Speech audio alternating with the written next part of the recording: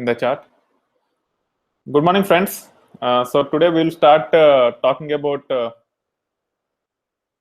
Spark. So the first half again we will be focusing on Spark. So far we have seen Scala a little bit. We have scratched the surface of Scala, and then we got into Spark. We have seen how Spark jobs will be executed on the cluster. Now we will be actually getting into the development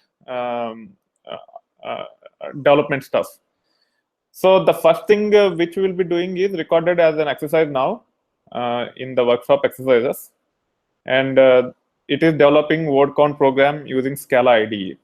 Okay, so first we'll start with this. Here there are few dependencies which you need to understand: core Spark, typesafe, config, etc. And we have to create a Maven project or SBT. I will be covering using Maven. If you want me to show using SBT also, I will do that. I will demonstrate. Otherwise, we will just focus on Maven. The reason why I have switched to Maven is some people have issues creating SBT project because of the certificate, especially from Tawant. But if you want me to show using SBT for the same program, we will see that after Maven is done. Okay. So first thing you have to do is either you choose the existing Scala project or you create a new one. Here I am choosing existing Scala project, which is Scala demo.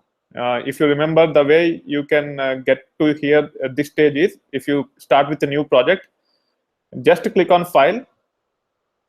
Okay, let me confirm that people on YouTube live also can see the screen so that we will not have issues later. Just give me a moment. Yeah, it is working fine now. So now the way you can actually start from scratch is go to file, click on new, click on project, and choose a Maven project. Click on next.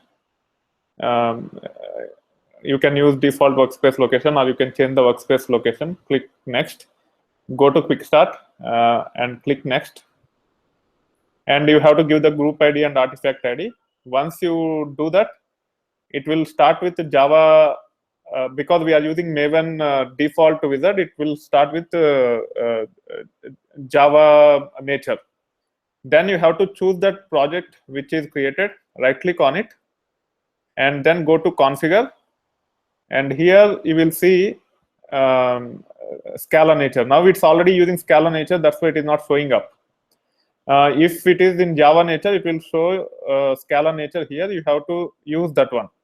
Okay, then you will be able to start the Scala project, and then go to pom.xml. Here you can create whatever dependencies you want. Earlier, to demonstrate MySQL database, I have created MySQL dependency. Now we will actually get Spark dependencies. Okay. So the way you can choose the Spark dependencies is determined by the version which is being used in the cluster. Okay, so you have to go to the cluster.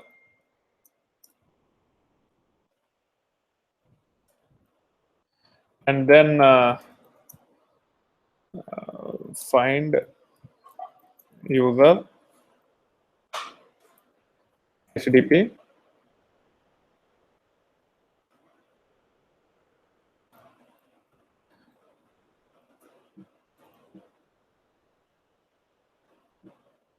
Spark lib.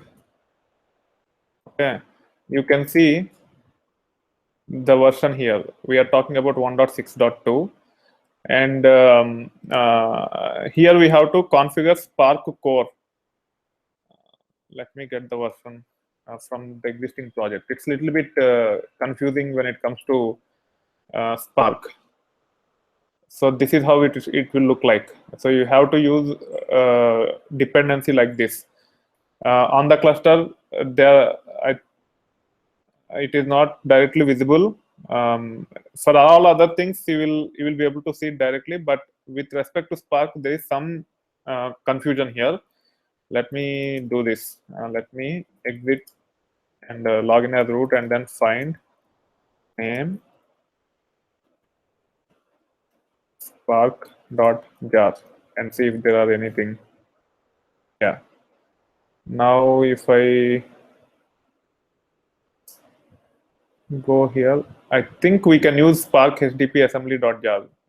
Probably this can be used, but instead of this, we will actually use core itself.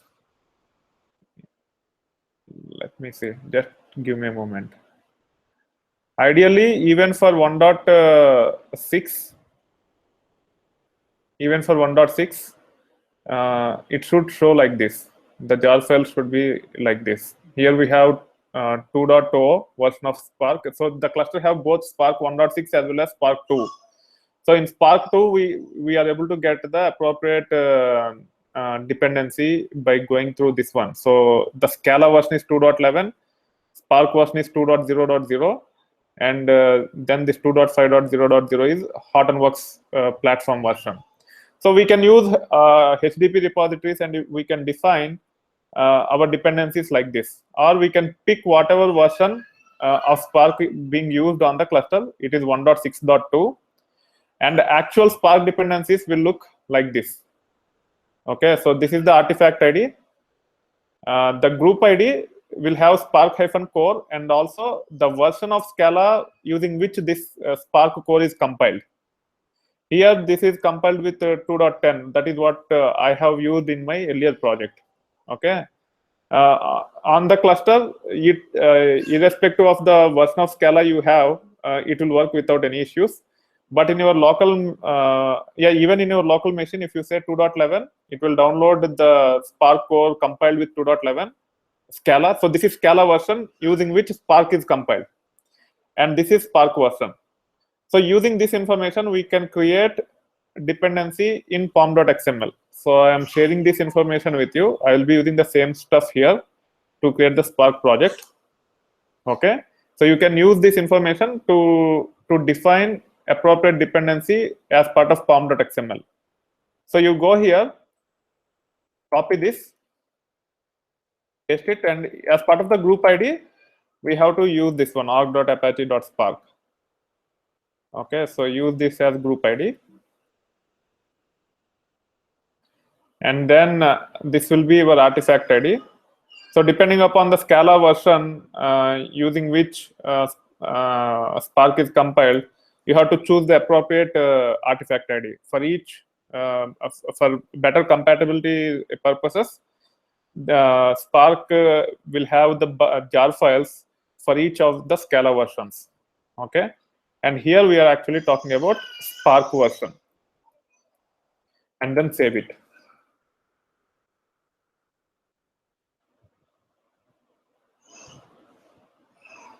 Okay, and my Scala is actually configured with 2.11 version, but here we are trying to set up Spark core compiled with 2.10. Mostly there won't be any issues because it's a minor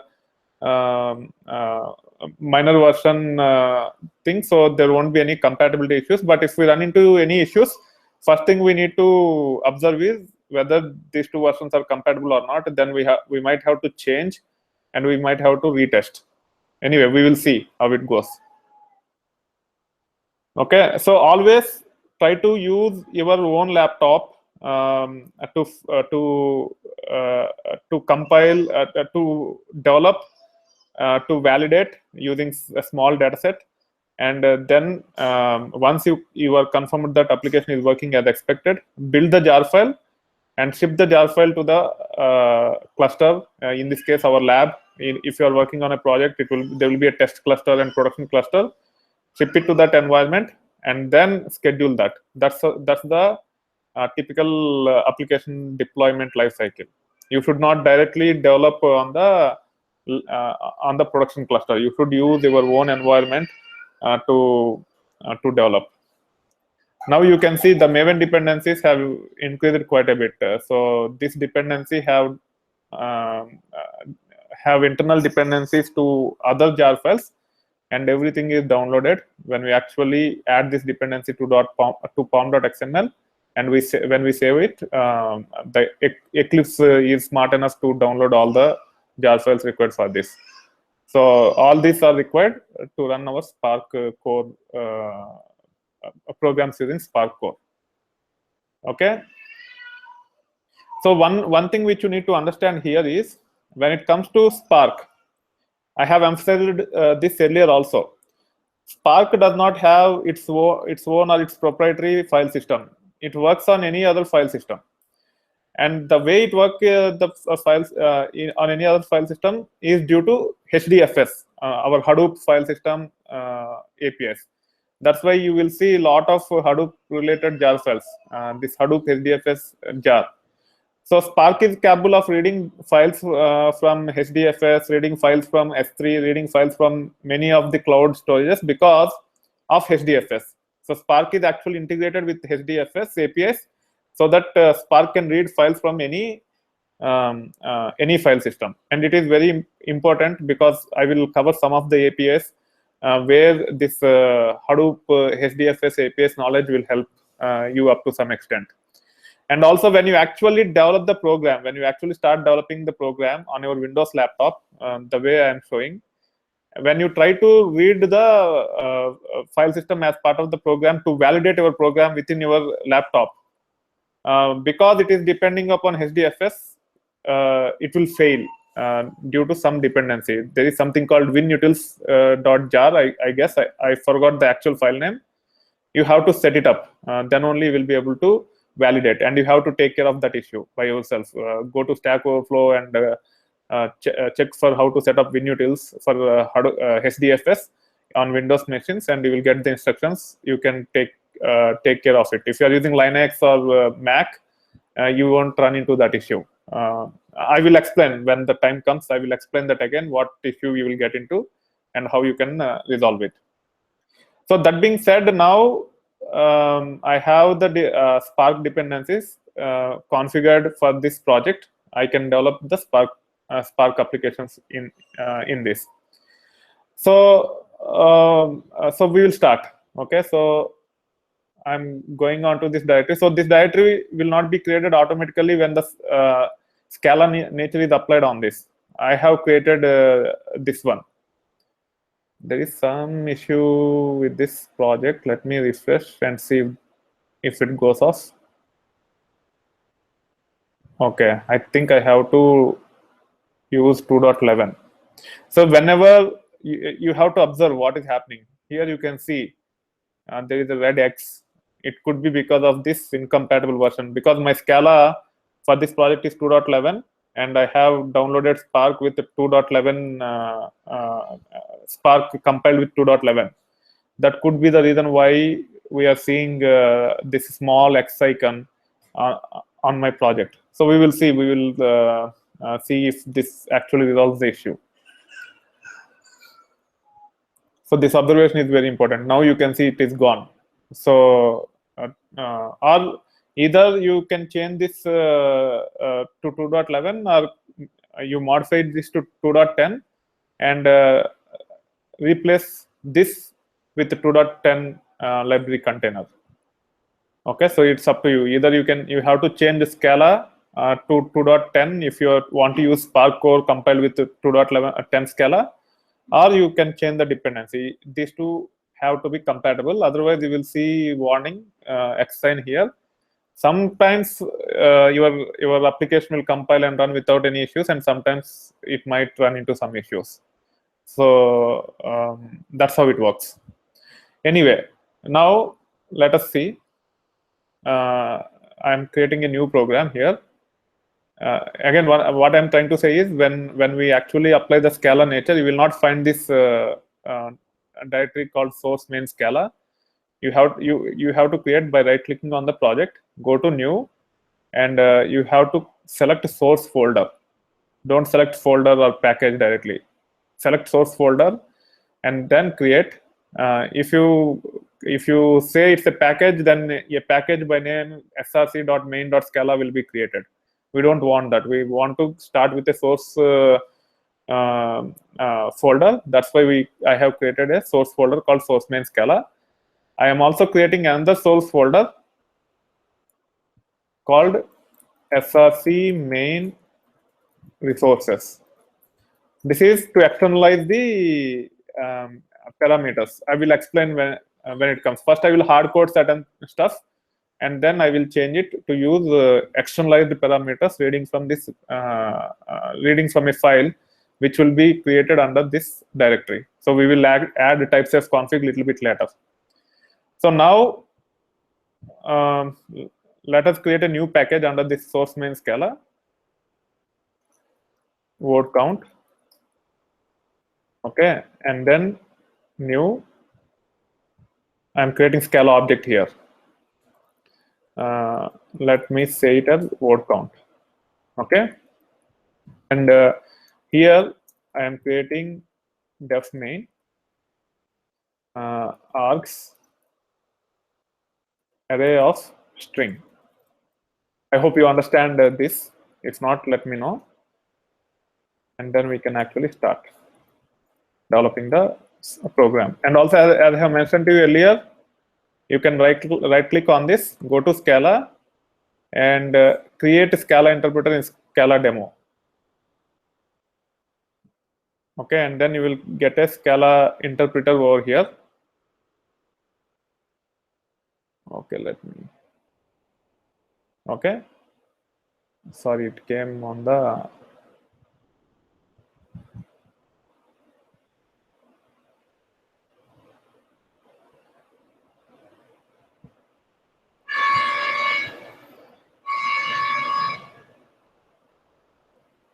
Yeah, now it is better. So I have, let me create some test data. When we actually run it on the lab, we have 30 GB worth of data against which we will be running. But we don't need to have 30 GB worth of data on our laptop. We can just create some test data and we can start from there. Okay. So here I am exiting from the lab.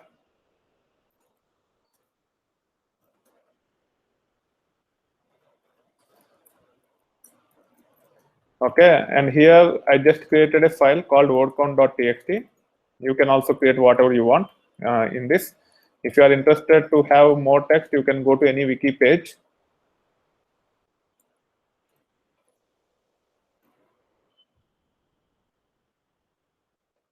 And get some free-flowing text without any special characters. Wiki is also not correct. You can get it from anywhere. Okay, let me see.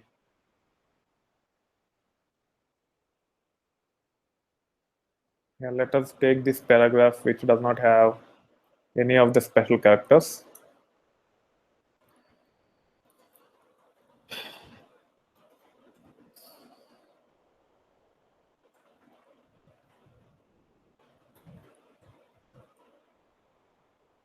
Let me create few lines here.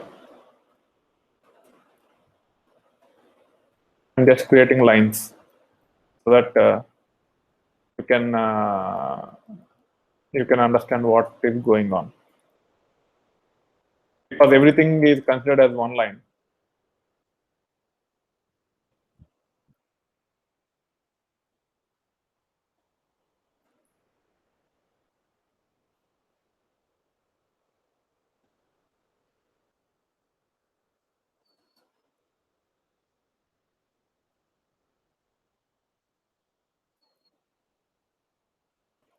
So there are 9 lines in the code in that file. So we will try to read this and see what how to compute the word count. So let us first understand the problem statement. The problem statement is to perform the word count on this data. So what is word count? We have to identify each unique word and see how many times it is repeated within this data set.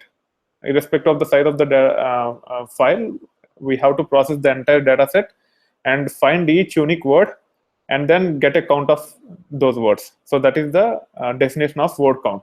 So we will try to implement that. So here I need to get the path under which I have the file. So this is the path, and I want to read directly from the file. If I just give the path up to here, it will try to read from all the directories and it will fail. Okay, for that reason I will only read up to here, wordcount.txt. Okay, so first I will create a variable, and variable name is text rdd. You can give any name, and then I'm using API called sc.text file. So sc.text file will actually read the file from the path which we have created here, and it will create a RDD for us. Okay, I will explain what is an RDD now. Hit enter. Okay, here it is not able to read because this is a Scala interpreter. This is not a Spark-based Scala interpreter. This is plain Scala interpreter. So it don't know what SC is. So we have to first create the SC context object, SC object in this. So to create SC object in this, what we have to do? We have to import arg dot spark dot apache dot spark conf. We have to import two classes, arg dot apache dot spark context. Okay, first we have to create a Spark configuration object. Okay, so I'm giving it as conf, the name as conf, and then I am saying Spark conf, and we can actually set the application name. So set app name. Otherwise, it will take the default name. In this case, I want to set the application name is as word count. And also, I want to run in the local mode because we are not having cluster local to my PC or to your PC. We have to set master to local.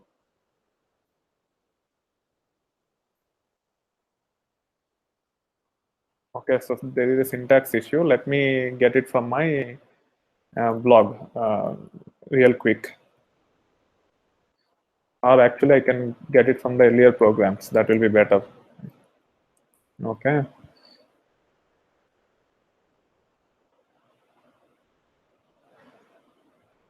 Yeah, new Spark conf, set app name, word count, and set master local. Error while loading package, invalid LOC header.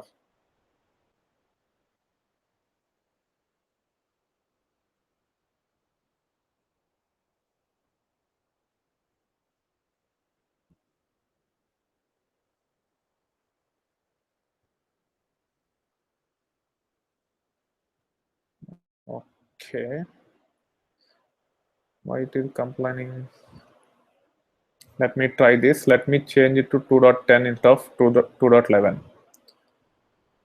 Okay, let me use this one. And also even in form.xml.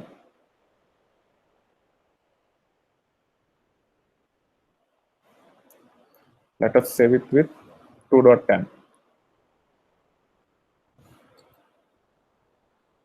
Meanwhile, let me import in this program also, import arg dot apache dot spark conf, import arg dot apache dot spark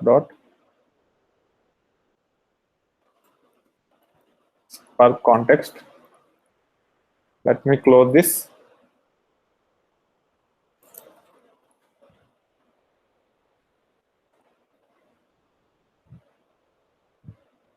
And it should not. Let's see if it works this time.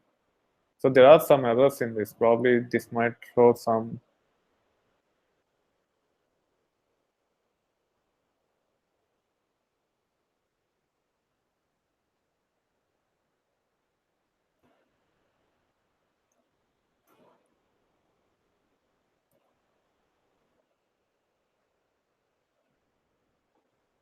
Probably I might have to clean up the repositories.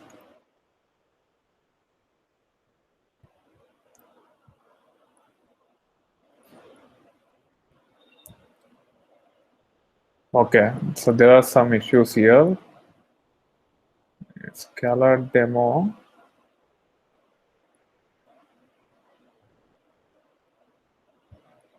Let me close.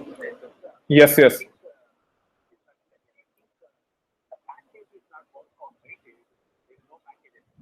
Yeah, 1 minute. Let me close these things, then it will. Yeah, now let us see. Those are related to other stuff. Okay, so okay. Yeah, package is word count. That is fine here. Okay, now let me start the Scala interpreter and see. So here I have to clean up the Maven dependencies most likely. Okay, because cd. Just give me some time. I will fix this.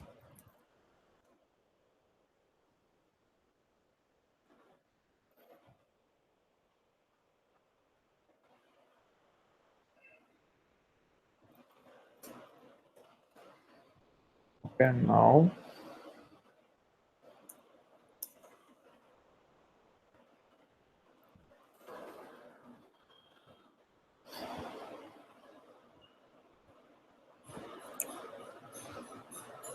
it will take some time, and then we'll check.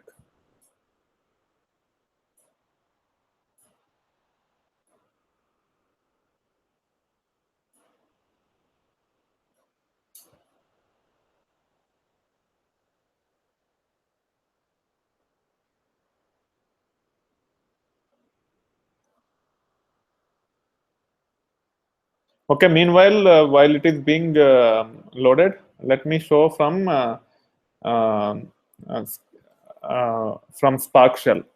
Okay, you can also set up Spark if you want on your laptop. I have that already. The steps are same. You just have to download the Spark binaries, untar it, and you have to set a few environment variables, and then you will be able to launch Spark Shell even without logging into the cluster, and you can start developing here also. So meanwhile, while it is being downloaded, because it will take some time, I will demonstrate the program here. Okay, so here we are trying to read the data from this location, research data, and this is the file which we are trying to read, right? So here I can directly go to the APIs without creating the Spark context and Spark configuration object, because when we launch Spark Shell, it will automatically use the Spark-based jar files, and it will create this object called SC, which is nothing but Spark context. So this actually represents the web service which will be running when we launch the Spark Shell. Okay, here it started in the local mode because we don't have Hadoop cluster. It has started in the local mode. Okay. Now you can say sc dot. Let me create an RDD. Val text RDD equal to sc dot text file, and then give the path. The path of the file is this one, and the file name. Here, if you don't give the file name, it will try to read all these directories and then this file, which will actually fail. Okay, and hit enter. So what it is creating? It is creating a data structure called RDD. And if you try to interpret this, RDD is nothing but collection, a Scala-based collection data structure. And each element of that RDD is nothing but string. So here, on top of collection, there are other characteristics which you need to understand with respect to RDD. RDD is in-memory distributed collection. Okay, and the way it will distribute, I have shown yesterday. When we actually run word count program on a large data set, it has created executors. If you remember, I think I have the picture already here. It has created executor, and that executor have a memory structure called cache, and your file will be means your contents in that path will be copied to that cache. Okay, and so that is nothing but RDD. RDD is nothing but in-memory distributed collection, which will be preserved as part of executor's cache.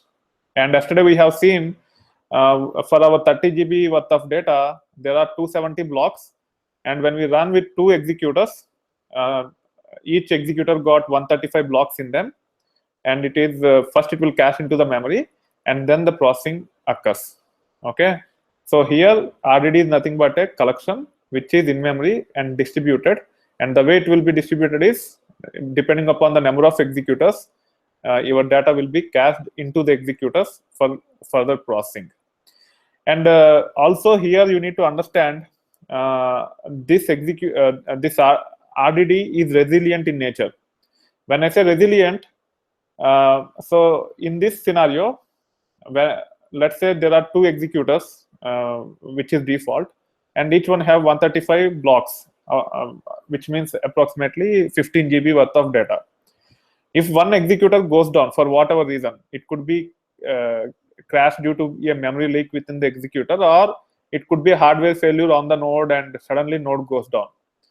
So automatically Spark is smart enough to recreate another executor, and when that executor is recreated, whatever data the executor is supposed to have, it will be reloaded from the disk onto the executor memory, and it will restart the processing. So RDD is not only in-memory distributed collection, it also have resilient. It is also resilient in nature. So even if executor goes down for whatever reason on one node, a new executor will be created, and your data will be cached in that, and then further processing will happen. If the executor goes down, it has to reprocess again. Whatever processing is done earlier will be wiped off, will not be preserved. You have to Spark has to reprocess it again, and then give you the output. So in short, RDD is nothing but in-memory distributed collection, and here the data type is determined by the yeah. Go ahead. Yeah. Uh-huh. Uh-huh.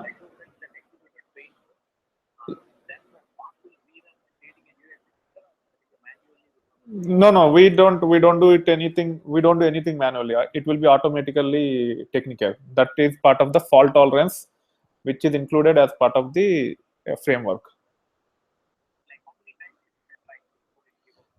Yeah, very good question. Default is 4.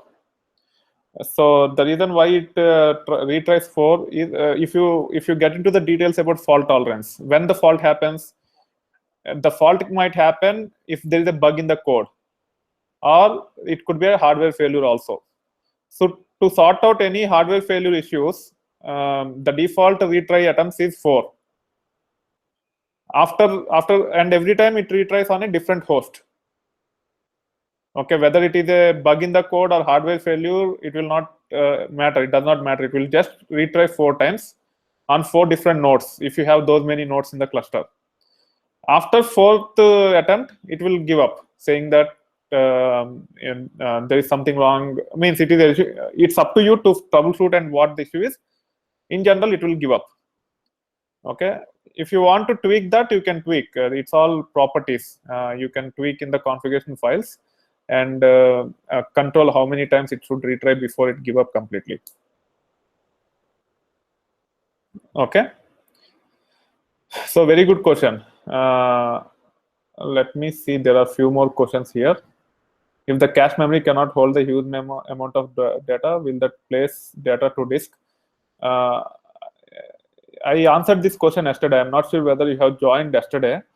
So the way it will work is, if you go to Scala programming guide,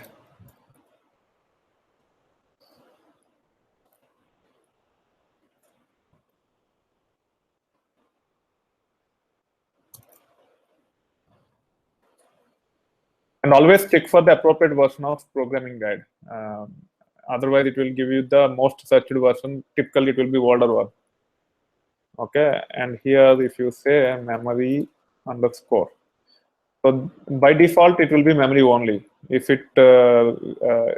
it saturates memory, if the data cannot be fit in the executor's memory, it will start throwing out of memory issues. If you want to address those things, you can actually consider memory and disk. So it will try to store as much of data as possible in memory. If not, it will flush it into disk. And there is a disk only also. And the more disk it uses, the performance will go down exponentially. Okay, so anyway, you will see that again when we actually run the job on a larger data set. Now we are trying to come up with a program with smaller data set. So I hope everyone is clear about RDD. RDD is nothing but RDD stands for Resilient Distributed Data Set. So which data, let me come back to that in a moment. First, let us make sure that you all understand what is RDD is. RDD stands for Resilient Distributed Data Set. If you get into technical terms, it's nothing but a collection. And the collection will have a data type associated with each of the element. In this case, for our RDD which is created, the data type is string. And this is determined by the API you are using to read the In this case, I am using text file. So text file means consider each line in the file as one record or one element in the collection. So in this case, if you do text rdd.count, it will give the number of elements in the RDD. So there are 9. This 9 is nothing but the number of lines in the word count.txt. Okay, so this is how you can relate whatever is happening within the program along with the data which you are trying to use to explore or to develop the program. So now let me take the questions. I hope everyone is clear what is an RDD is and how the element within RDD is determined by the API we are trying to use. So you need to, if you are using any other API than text file, you need to understand the behavior of it, and then you will be able to relate the relationship between the data type of element in RDD. So Ravati is asking what is the default here. So default is memory only. I think it's related to the storage level. Default is memory only. If you want to change, there are some examples here. Let me show. Yeah, you have to use either persist or cache. These are the methods you can use to change. Okay. And Rishikesh to everyone. Anytime? What is that anytime? I didn't get that, Rishikesh.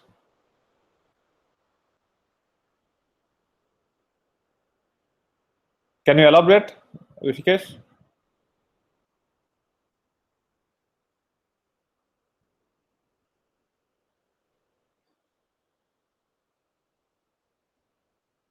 Okay, that's fine. Okay, cool. Okay, so clear with RDD. Now we have to start exploring the other APIs. As I have been saying, the most important aspect of this document, of this programming guide, is transformations and actions. Okay, if you know this, you are 70% done with Spark. If you understand each and every of these APIs, you are 70% done with Spark. That being said, in the application development context, learning Spark is only 10 to 15%. The complexity involves in understanding the programming language and developing the applications using the programming language such as Scala and Python. That is the most important aspect than understanding the Spark APIs. So first, let us understand difference between transformations and actions. Within Scala, there is a special type called lazy type. Okay, so lazy type means unless there is a particular and that is included as part of Spark. In Spark, that lazy evaluation is default in nature. Okay, almost all the data types which will be created within the Spark Spark binaries or Spark dependencies are lazy in nature. Because of that, until action is performed, your program will not be executed. So typically in Scala, what happens if you write a code and if you hit enter, there will be a class file created internally, and that class file will be executed by the Scala compiler, and you will get the feedback on your screen. When you use Scala with Spark, it will not happen immediately. The Scala, the code will not be compiled immediately. As long as you use transformations, it will use the DAG, directed acyclic graph, and only when actions are performed, it will actually start executing your it will start executing your application following that DAG, directed acyclic graph. So here count is one action. So when I say count, it actually read the data and it actually performs the count. Okay, so even though it says text RDD is of type RDD, it does not create that immediately. Only when I say count on this text RDD, which is an action, it actually executed by reading the data from this location, and it have performed the count. So typically our program ends with action, and then we will do some iterations to print, etc., using for each and all. All the transformations will be in the middle. Whenever an action is encountered, only then the directed acyclic graph will be executed. If you have multiple actions for each and within a application, for each and every action, your program will be executed. Okay, so as a separate job, I guess. We will see those things a little bit later. And now I have shown you count to get the number of elements in the file, number of elements in the RDD. Okay, and then transformations are the ones which actually do the most of the work. The actual logic to apply the transformations will be done using transformations, and actions are primarily to get the output as the final step. So now we have to understand a set of transformations. We will see actions going forward. For now, we only did count to get the count. If you want to print, there is another action called collect. You can use collect, and then you can iterate. So what collect will do is it will convert an RDD into a list, and then you can use list APIs to do whatever you want. So if I just want to print each line here, I can say text rdd.collect,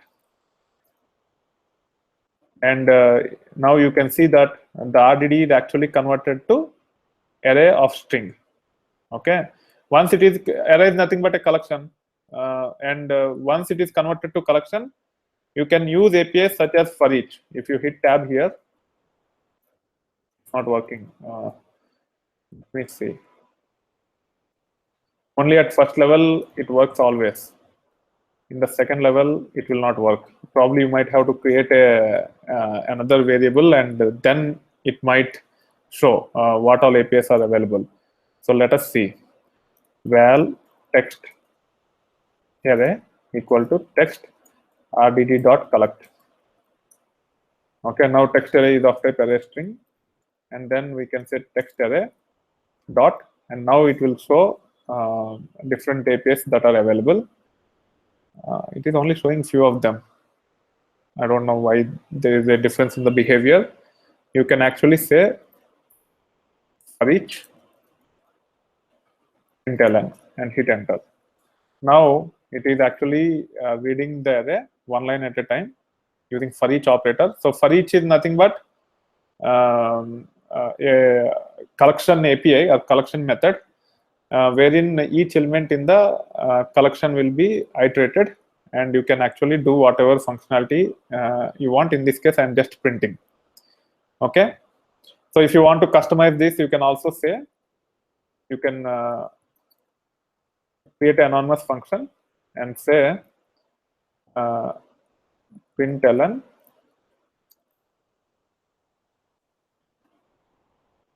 let's say you want to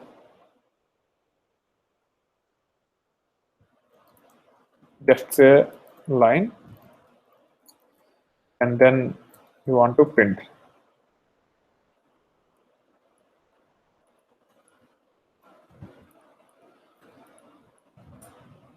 So that will actually mark the, just to see that each one is a different line. If you want to do that, you can do. If you want to have line 1, line 2, line 3 like that, you can have a global variable called counter, and then you can increment in each iteration, and you can actually display. Okay, so that is the purpose of for each. For each is not Spark API. Spark API ends with collect, which will convert an RDD into array. For each is actually typical Scala collection API to iterate through each element, and you can do whatever you want. Okay.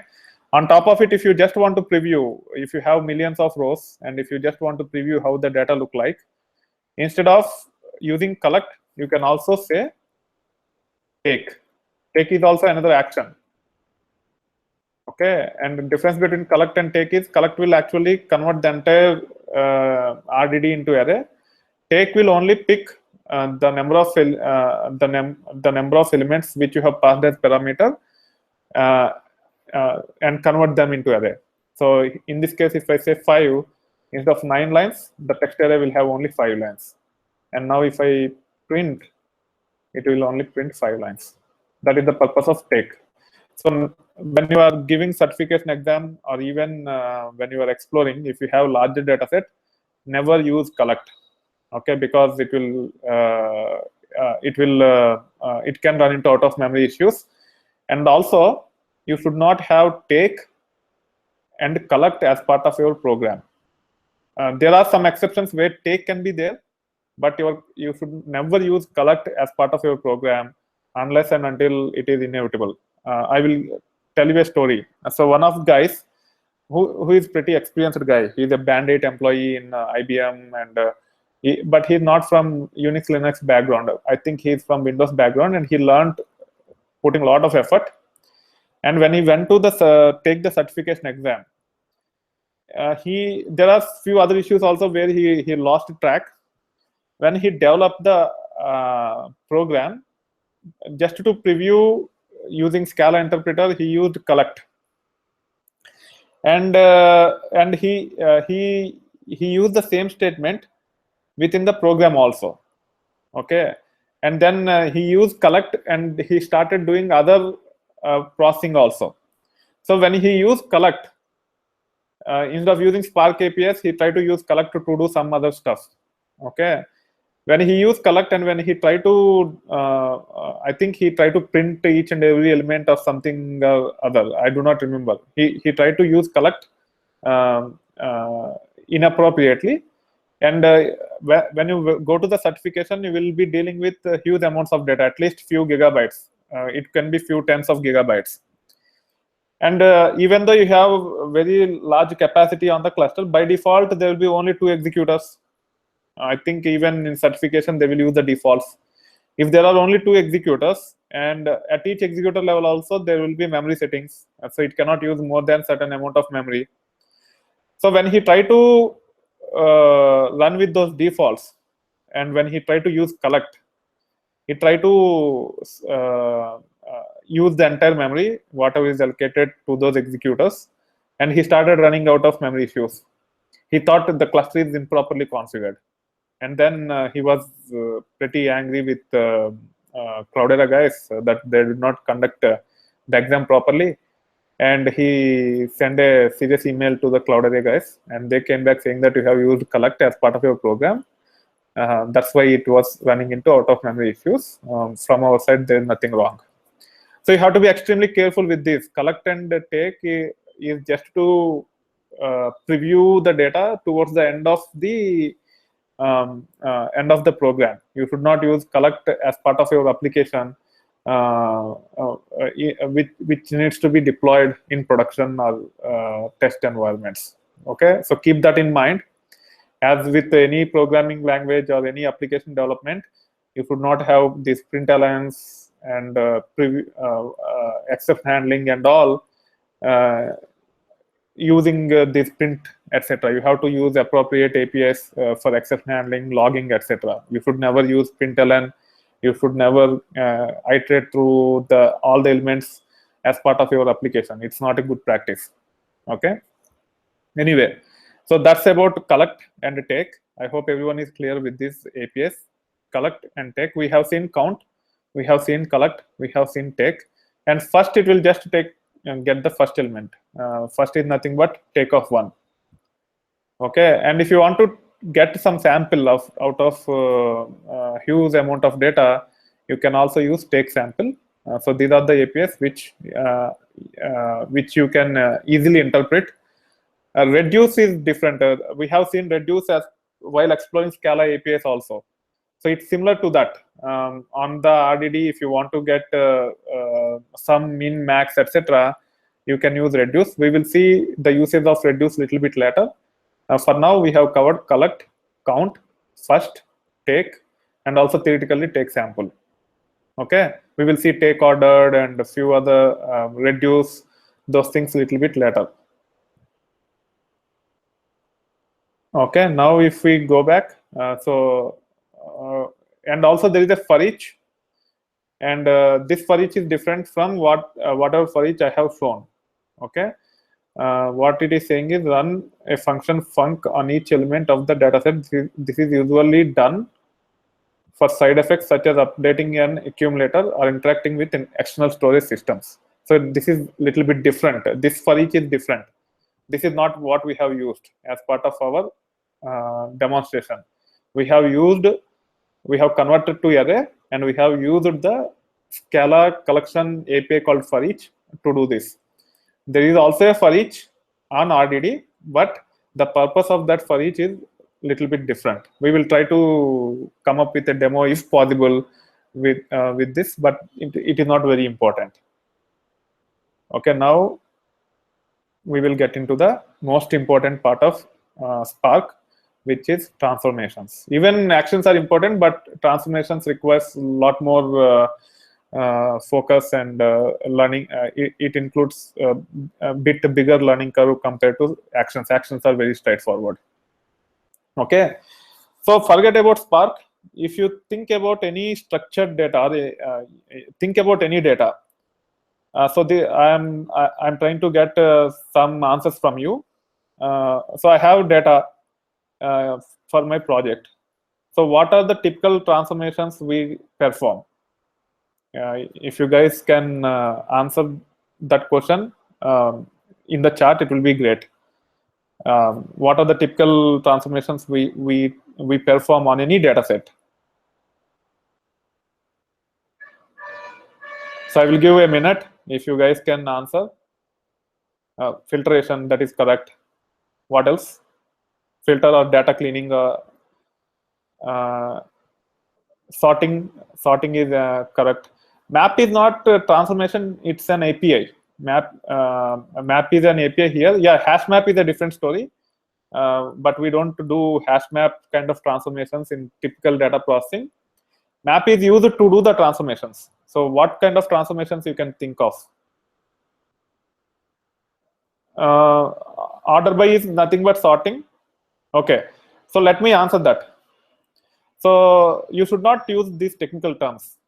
First, we should use regular industry standard terms. Then it will be easier for you to talk to the business guys. If you go to business guys and say map reduce, they don't understand. So what kind of transformations we typically do? We do data cleansing. Okay, which means if there are special characters. So there is a web interface where people update their profile information, like their address, phone number, etc. So when they enter their address, some people accidentally hit enter, and if it is a free flow text box, it can capture that information, and then if you want to run analytics on top of it, you will get those new line characters also to the downstream applications where we want to run the analytics, and we don't want to deal with these special characters. So as part of the transformations, we consider data cleansing. We will remove all those special characters,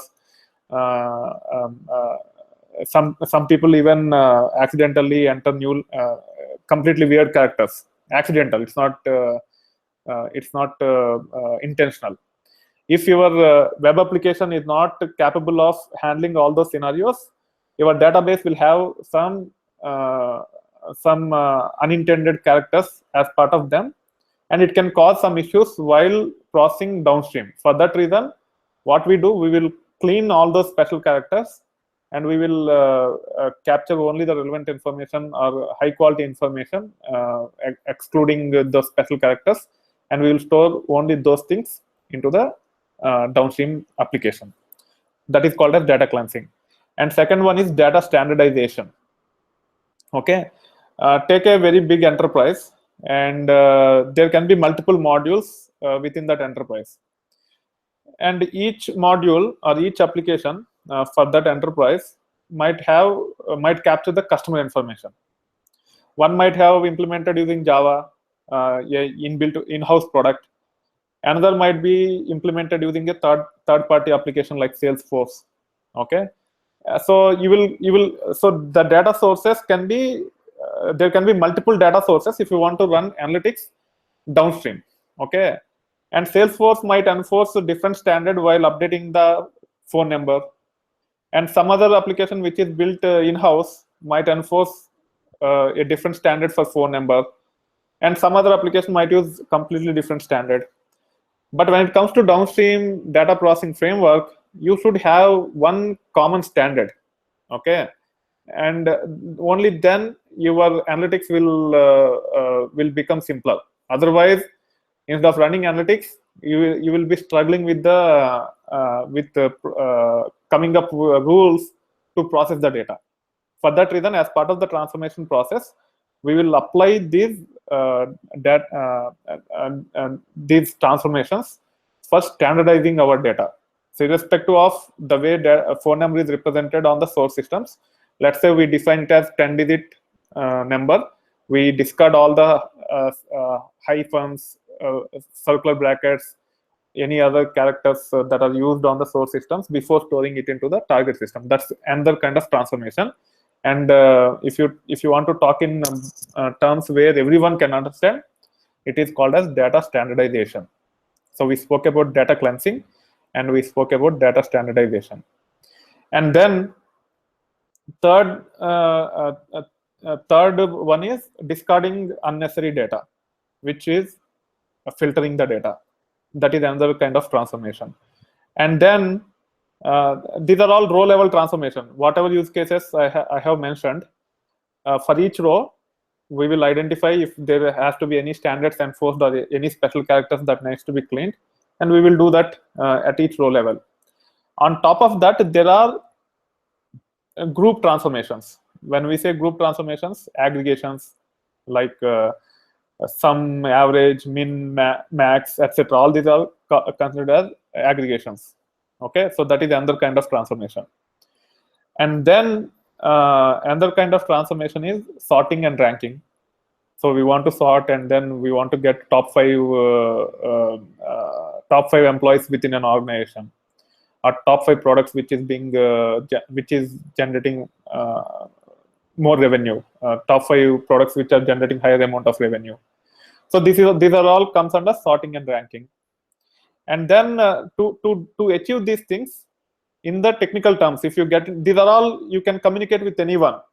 We want to standardize the data, we want to clean the data, we want to do aggregations on the data. This can be communicated to anyone. Okay, when you actually dig deep to perform certain aggregations, you might have to join multiple data sets, and then only you will be able to do the transformation. So join is another transformation which we typically do, but it might not be visible to the client. At the client level, we will only talk about standardization, cleaning the data, and then getting aggregations or metrics. Metrics is the appropriate word, such as min, max, average, sum, etc. But when we actually get into the technical details with the technical teams, we have to identify which data set we have to pull, and we might have to join the data, etc. So these are the different transformations which we typically talk about. irrespective of the technology we are using. Okay. So now at a higher level, we can assume that there are transformations at each row level. There are transformations where we have to aggregate, and there are transformations where we have to join the data sets or perform the set operations. Sometimes we have to perform the set operations.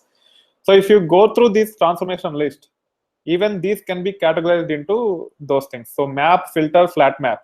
These three are the transformations which work on each row. And as the name suggests, filter will actually be used to discard the data which is not required and only consider the data which is required. So for now, we will not use filter because we are not trying to filter anything as part of our word count program. So filter is not applicable here. And then map and flat map are the ones which will typically take one element from an array at a time, and we can do some processing on top of it. So I will demonstrate and then I will explain. Okay.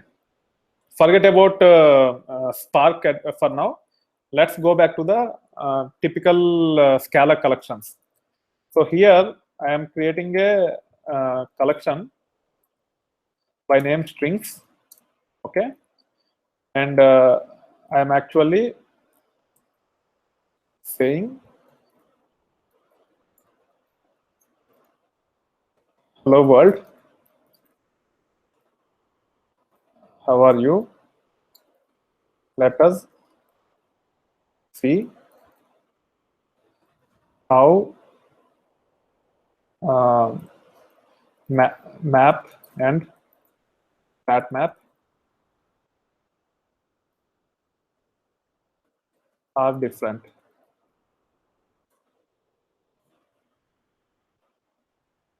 Okay, I have to say array, not string.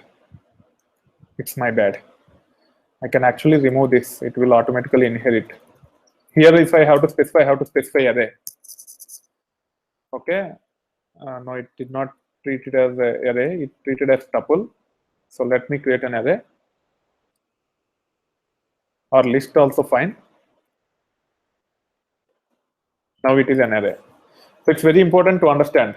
Here immediately I can say it is a tuple, not array. So with the tuple, we might not have all the APIs that are available for collections. Array is a collection, tuple is not a collection. Okay. So here I can say strings.count.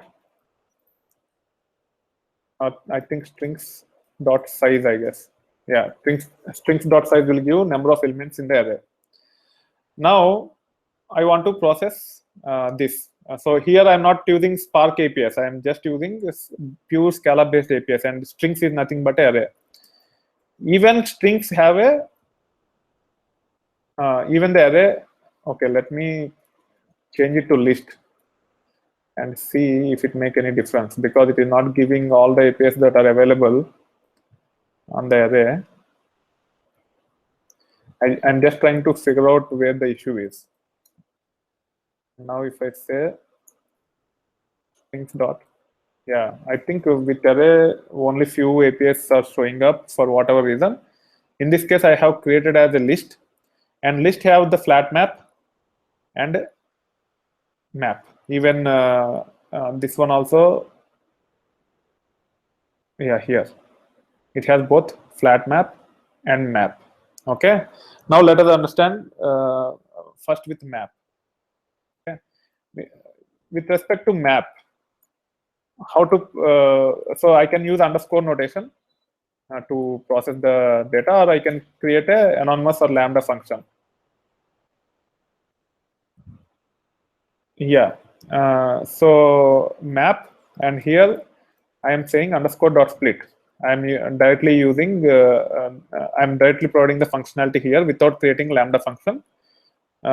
If you want, you can also say rect equal to, and then rect dot split. Both are same. Okay. So here you can see the return type after applying this map function is nothing but a list of array of string. So each element in this list is an array. Okay, so what is happening? I pass one record at a time, and I just applied a split function on it. I didn't do anything. What split will do? It will return an array. So for each input record, output, there is only one output record, which is an array, and it has built list out of it. The same thing if I use flat map.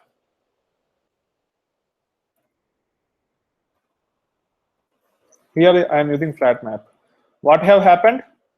It actually returned a list of all the elements separately. Okay, so what's happening here is so instead of returning an array, it's actually flattening out. Even though this rec.split returns an array, it is actually flattening out before returning before giving us the output. Now if I say strings.flatmap and then do the size, you see it is 15 here, whereas here with map, if I say size, it is still 5 because each element is an array over there. So once you pass once you pass a record as an input, and if you want to get one and only one record as an output, you have to use map, irrespective of the functionality you are trying to use. And then if your functionality returns an array, and if you want to flatten out into each element into a record, then you have to use flat map. Flat map is primarily to flatten out the array into individual record. So in this case, with map, we pass 5 records as input, and 5 records are coming as an output, and each record is an element is of type array. Whereas in flat map, we have passed 5 records as input, and we are getting 15 records as an output. So after going with each record, depending upon the number of elements in the array, the flat map is actually transforming into multiple records, and it is displaying. So now let us understand how this can be implemented with word count. Which one we should use, whether we should use flat map or map. So if I use map, now I am going back to the our original data set. Okay, we are actually past 10 minutes with this. So let me finish this and then we will wrap up. Okay. So already we have this text RDD, right? Text RDD. And if I use map, and if I say rec, and then if I say rec split, and hit enter, what is happening? It is creating an RDD, and each RDD is of type array. So using this, we cannot actually get the word count. It is not possible. Here we have to use flat map, so that whatever array will be returned with this rec.split is actually transformed into a different. Each element in the array has to be flattened out into a different record, and then we have to do the further processing. So in this case, we have to use flat map.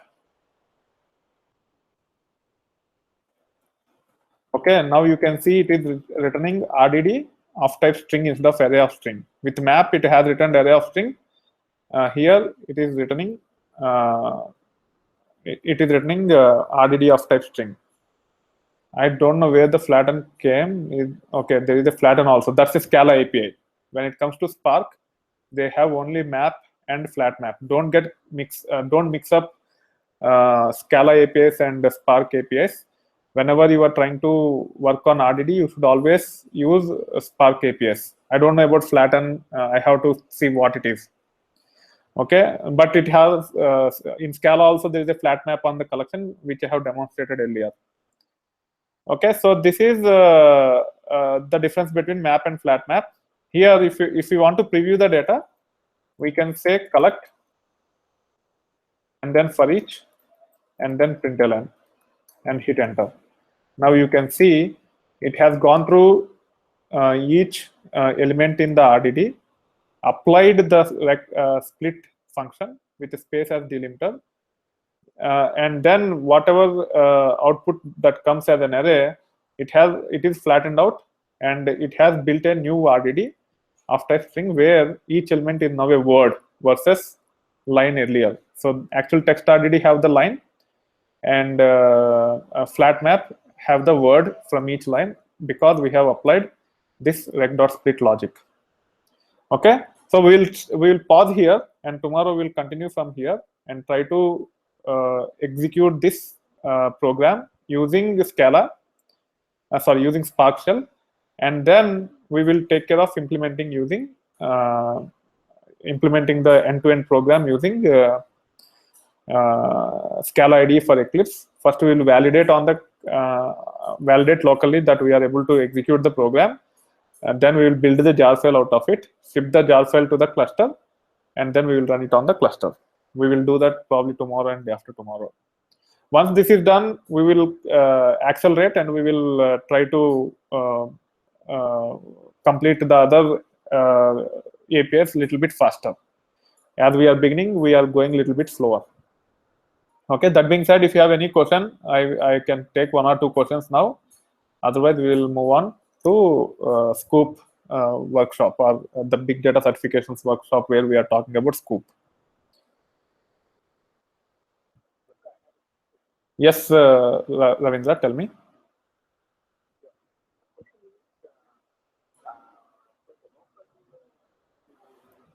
Function, right? Uh-huh.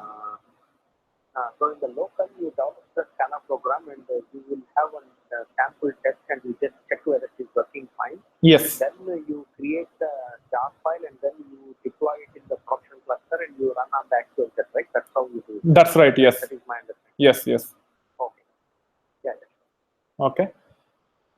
Okay, then I am stopping sharing now, and you can take 2 minutes break while I set up YouTube session for the other session, and then we can actually start.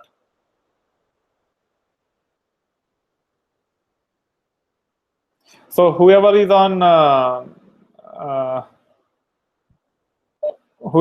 Google Hangout, thank you for joining the session.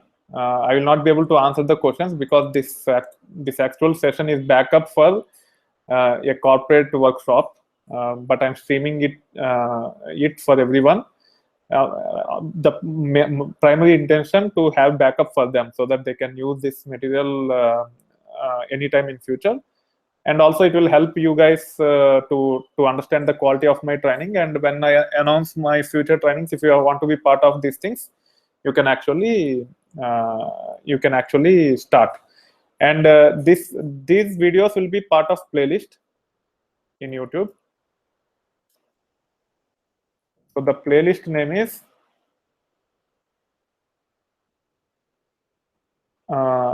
Big Data Workshop Live Training 2017 January. And you can see several videos in this. Right now, I'm talking about Scala and Spark workshop, and there is also another workshop which is going for the same folks, and those also will be added to this itself. So if you just land it on this today, and if you want to understand where the starting point, you can go to here and you can start practicing. And if you want environment for practicing, you can sign up for my lab called labs.itversity.com. labs.itversity.com. And the plans are $14.95 for 31 days, $34.95 for 93 days, $54.95 for 185 days. And also I conduct a lot of free workshops for the people who want to prepare for the certifications. You can be part of those things. So it will be mostly, you will be learning at your own pace, but you can be part of those sessions if you have any issues. And also, while practicing, if you run into technical issues and if it has to be addressed immediately, I have a forum-based website called discuss.itversity.com. You can sign up to this website, and you can raise topics by just clicking on new topic and choosing the appropriate category. You can raise the topic, and there are volunteers who are looking into these issues and will be responding to you. Okay. That being said, stay tuned for my other session. I will be stopping it here, and I will be starting another session, and you can join that in a moment. Okay. So that being said, thank you for joining. And if you like this, please click on like And also you can share with your friends by clicking on this. You can share these videos on Facebook, LinkedIn, or any other social networking platform, and it will help me to get some traction to my trainings. That being said, I'm stopping sharing here. And also I'm stopping the broadcast, and we will catch up